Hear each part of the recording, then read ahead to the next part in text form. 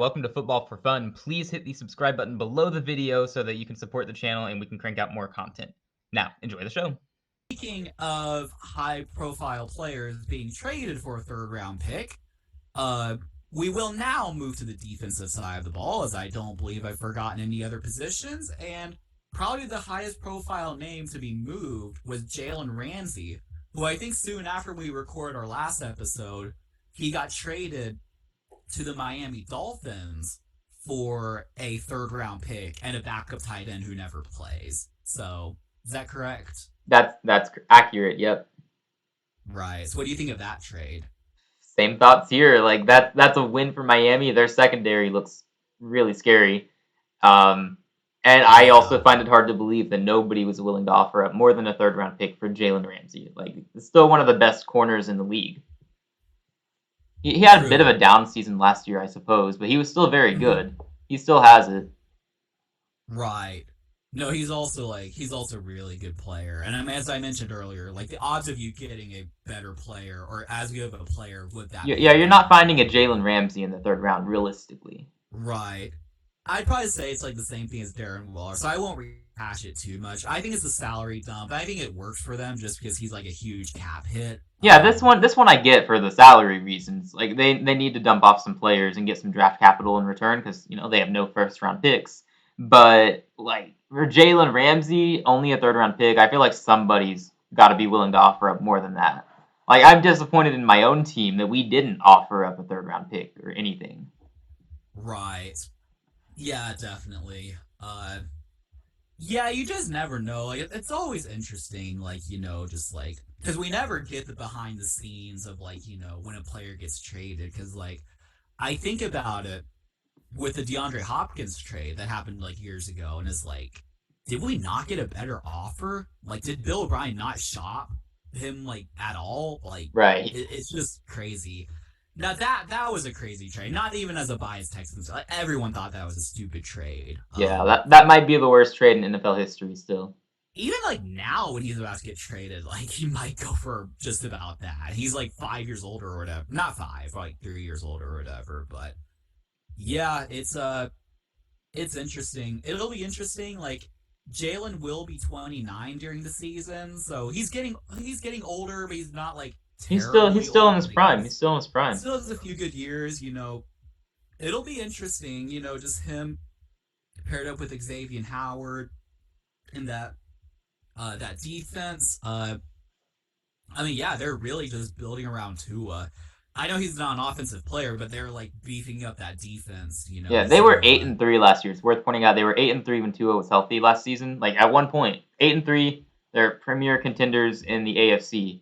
So they're beefing up the defense now. That was their only concern. That and Tua being healthy, of course. So I think if Tua stays healthy, like honestly, I got Miami as the favorite in the AFC East if Tua can stay healthy. Like ahead of Buffalo, Miami all the way. I still think the Bills are the team to beat, but I do think I think with like Tua, it really just comes down to his health at this point. I mean, It just kind of goes without saying. Like if he plays all 17 games, he could they could be really good. It's not like Tua's some like top 3 quarterback, but he's like I think he's serviceable enough. I don't know. He was up there when he was healthy, and he was putting up big numbers. Yeah, and like the Dolphins gave him the 5th-year option, which you can debate if that's a good move or not, but it does kind of show their commitment to him. So, yeah. Anyway. Speaking of corners who were recently traded, what about Stephon Gilmore? Went to the Colts for... No, I'm sorry. He went from the Colts to the Cowboys for a 5th rounder. Yeah. Another steal. I think it's another, older player, salary dump, whatever. But, all my friends who are Cowboys fans seem pretty excited about it. Yeah, pairing him up with Trayvon Diggs is pretty big. Right. I just feel like Stephon Gilmore is, interesting because he was on the Patriots for a while. Well, he was on the Bills and then got paid big by the Patriots, which for the Patriots is rare that they just pay a free agent that big. But right. And then he's also a former Panther. I want to claim that here. Right. So he gets traded to Carolina, I think mid-season. Then Carolina sucks that year. So he signed with the Colts, and then the Colts suck. And so We it's shouldn't have like, let him go, but yeah. He right. he hasn't been on a good team in a while. Yeah, it's just like, it's like almost any team who touches him has just not been good. Now, I don't think that's going to be the case for the Cowboys. I think they're That going would to be be kind of pretty funny good, though. but exactly, This is our yeah. year. Right. And then he goes to Houston, and we just also suck. No, that's when you But get good. You break the curse. yeah, exactly. But Obviously. Yep. that's also an interesting move. I think it's like, again, like I think it's kind of like both sides. Like I understand from both sides. Like I understand like just trying to trade a player who's older, but also like you're not gonna get that good of a player with that 5th round pick you traded. So I think it works out. Definitely, he's probably getting a little bit older, but I think it's a pretty good trade, and my Cowboys fans friends are pretty excited. So Yeah, it's just like it's understandable for the Colts, and then it's an absolute win for Dallas. So, yeah, it's good for them. definitely. So yeah, we covered Jalen Ramsey. We covered Stephon Gilmore. Another corner, and this is interesting. Darius Slay. He was going to get cut, which honestly would like surprise me. Like, would you not have been able to trade him or something? But he Right? was gonna Yeah. get cut, and then like they were able to work something out on like he's gonna stay. So that's I'm happy good with for them, I that. guess. I was worried Yeah, that he was going to be released and he's going to Atlanta. That was my fear. I don't know if that would have happened, but still, I'm glad that's not happening. Stay in Philadelphia. yeah, definitely. No, I think it's good. That like Philadelphia's not losing all their free agents. I mean, they're keeping Slay, they're keeping Bradbury, which I know Bradbury like kind of lost the Super Bowl for them, but that's just one holding One call when play, like one play. yeah, it's one play, one holding call when there's holding on every single play. Like Yeah. it's just whatever. It's not like he's a bum or anything like that. Despite what Juju Smith-Schuster said he was a bum, right? Yeah, or he just said he's not good. I don't even know what Which Juju's doing because, I mean, both players. James Bradbury is better than him. yeah, yeah, I'm not yeah. biased since he's a former Panther. Definitely.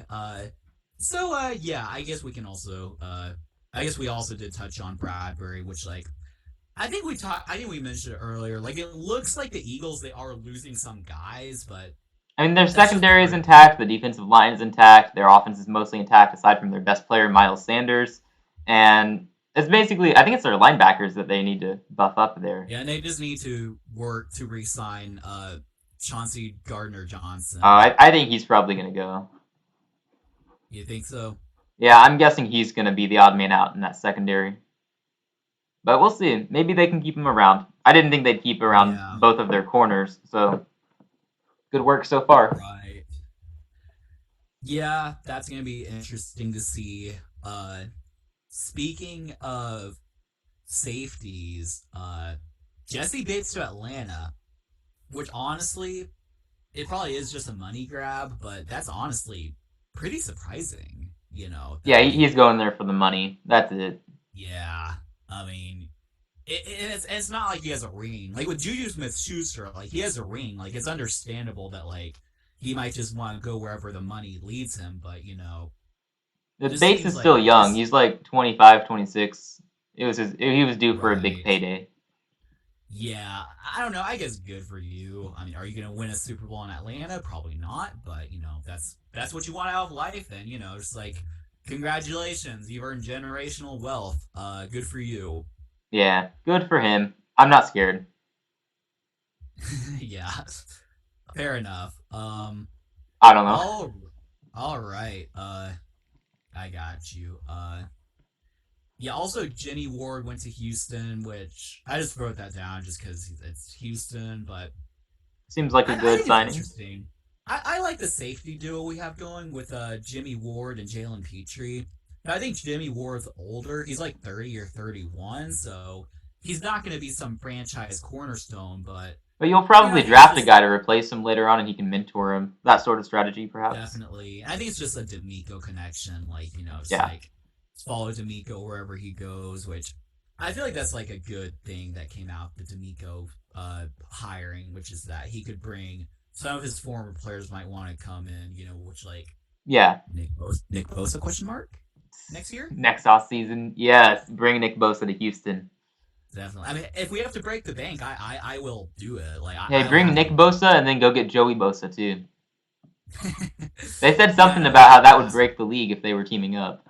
that pass rush duo would be like something That'd be pretty else. insane.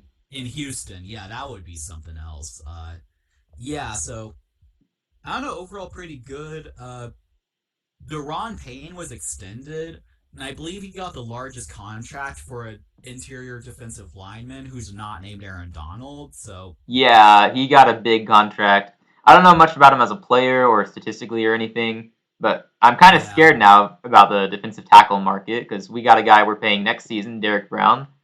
So I'm super scared right. he's gonna use that as leverage and we're gonna overpay. So I don't love Yeah, the contract that the guy got. I think it's just business at this point. I see what you're saying. Mm. Yeah. I had something I was gonna say about that, but I'm not. Oh yeah, he's gonna continue playing for Dan Snyder. Good for you. Dan Snyder's supposed to be on the way out. Apparently, we'll see if that actually happens. Javon Hargrave to San Francisco. He's a defensive tackle as well, right? Right. Yep. Yeah.